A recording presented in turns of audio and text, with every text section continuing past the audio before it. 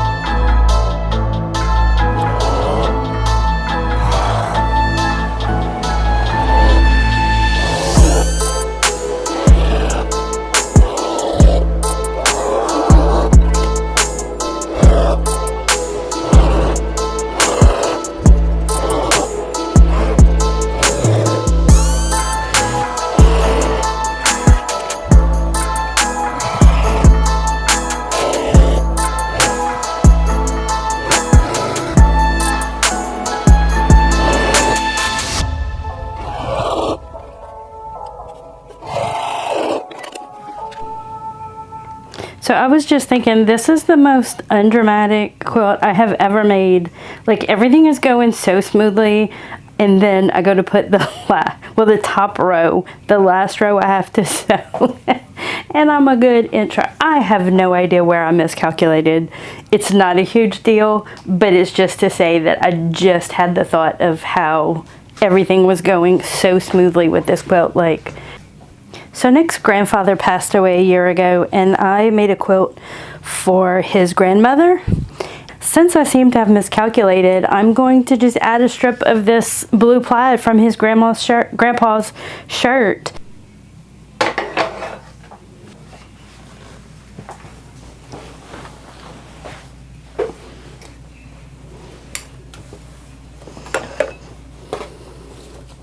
So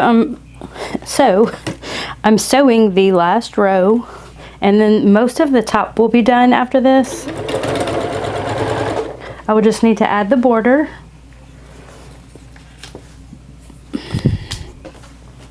And then it'll be ready for the quilting, for the long arm. Yay. My new favorite part. So this is one of Nick's childhood friends, and he's gonna just watch over, make sure I'm doing a good job with the border here. And then once I'm done, he's going to be appliqued onto the finished quilt. So I am cutting 3x5 inch, I call them bricks, and I use that to make the border. I will need approximately 100 of them to go all the way around Nick's quilt. And so I am using leftover t-shirt fabric, so from the front and the back of the t-shirt, what I didn't put in the quilt top, which is so cute, by the way. I finished it last night, today doing the border. And so I'm just cutting out these bricks, gonna put them all together, make them into a border.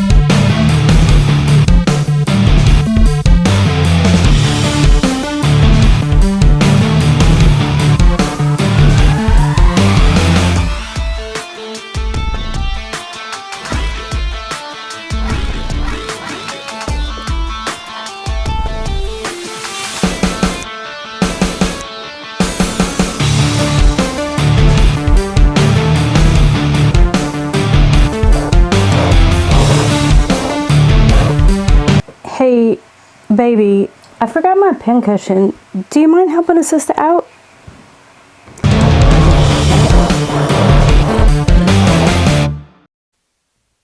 I have no idea what I was saying right here, but there's 3 minutes of me talking about how I'm about to put Nick's quilt on Hazel, the long arm quilter, and more video of me and Baby talking about what pattern I'm going to use on Nick's quilt.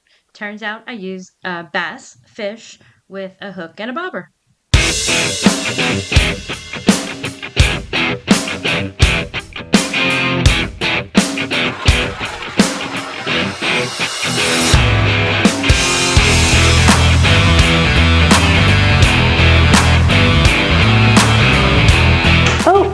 Baby, what are you doing, baby? Oh, goodness. He was trying to get a good view from the other side, got caught up. All right.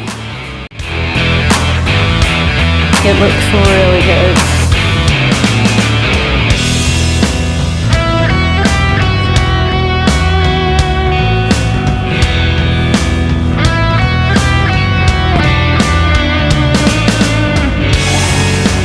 So Baby's been watching me sew, and I'm getting towards the end, and I think maybe he knows what's coming.